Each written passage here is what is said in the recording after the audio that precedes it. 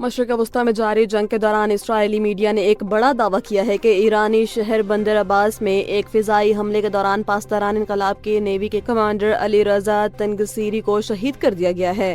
علی رضا تنگسیری آبنائے ہرمز کے بندش کے اسٹریٹجک منصوبے کے مرکزی ذمہ دار سمجھے جاتے تھے۔ اگرچہ ایران یا اسرائیلی فوج نے تاحال اس کی باضابطہ تصدیق نہیں کی، لیکن اس خبر نے خطے میں پہلے سے موجود تناؤ کو مزید بڑھا دیا ہے۔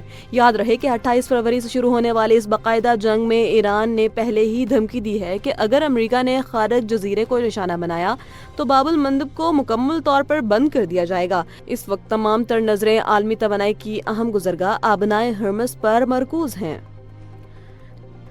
ترجمان دفتر خارجہ طاہر حسین اندرابی نے ہفتہ وار بریفنگ میں بتایا ہے کہ مشرق وسطی اور خلیج کا تنازع 5ویں ہفتے میں داخل ہو چکا ہے، جس کے پیش نظر پاکستان نے اپنی سفارتی کوششیں تیز کر دی ہیں۔ وزیر اعظم شہباز شریف نے سعودی ولی عہد محمد بن سلمان، ایرانی صدر مسعود پشزگیان اور ترکیہ، کویت، اردن سمیت تمام متعدد عالمی رہنماؤں سے ٹیلی فونک رابطے کیے ہیں۔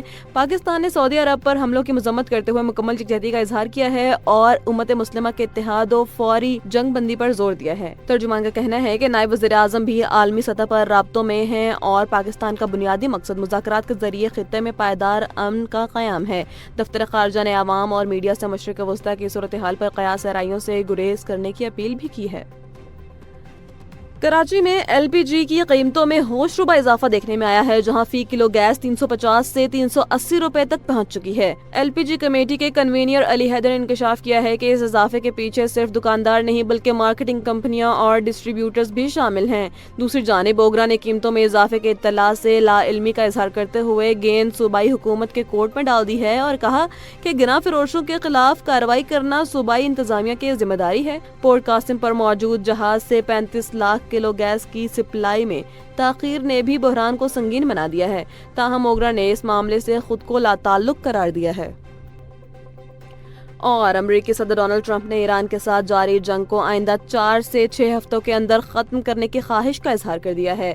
وال اسٹریٹ جرنل کی رپورٹ کے مطابق صدر ٹرمپ اس تنازع کو وسط مدتی انتخابات اور اپنی داخلی پالیسی کی راہ میں رکاوٹ سمجھتے ہیں، اس لیے وہ مئی میں بیجنگ سربراہی اجلاس سے قبل اس معاملے کو حل کرنا چاہتے ہیں۔ امریکہ نے ایران کو سخت شرائط پر مبنی ایک منصوبہ بھی پیش کیا ہے، جس میں یورینیم کے ذخائر کے خاتمے اور مسلح گروہوں کی حمایت بند کرنے کا مطالبہ شامل ہے۔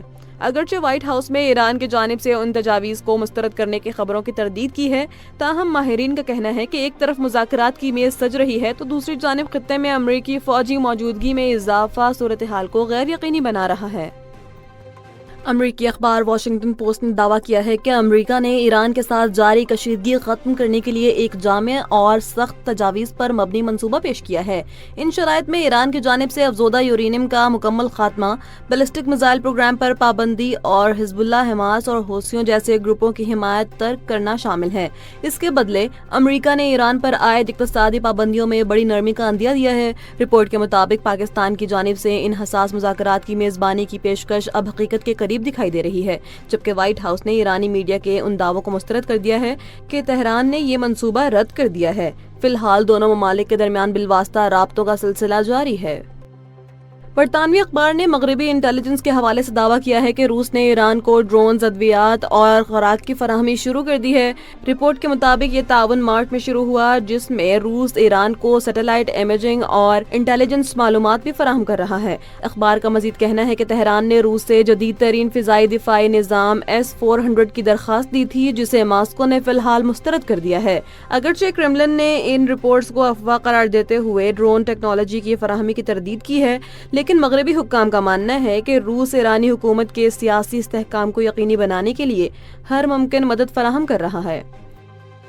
اسرائیل پر ایرانی میزائل حملوں کے بعد تل ابیب کے آسمان پر کووں کے ایک بڑے جھنڈ کی ویڈیو وائرل ہونے سے سوشل میڈیا پر نئی بحث چھڑ گئی ہے۔ سوشل میڈیا صارفین اس غیر معمولی منظر کو قدیم رومی روایات سے جوڑتے ہوئے اسے سلطنتوں کے زوال اور بڑی تباہی کی علامت قرار دیا جا رہا ہے۔ تاہم ماحولیاتی ماہرین نے ان توہمات کو مسترد کرتے ہوئے واضح کیا ہے کہ یہ محض پرندوں کے موسم بہار کے سالانہ ہجرت کا عروج ہے۔ ماہر طیور یارون چارکا کے مطابق پرندے جنگی تنازعات کے باوجود اپنے فطری راستوں اور خوراک کی تلاش میں محو سفر رہتے ہیں۔ ماہرین نے عوام سے تحمل کی اپیل کرتے ہوئے کہا ہے کہ اسے کسی منحوس علامت کے بجائے خالصتاً ایک قدرتی عمل کے طور پر دیکھا جانا چاہیے۔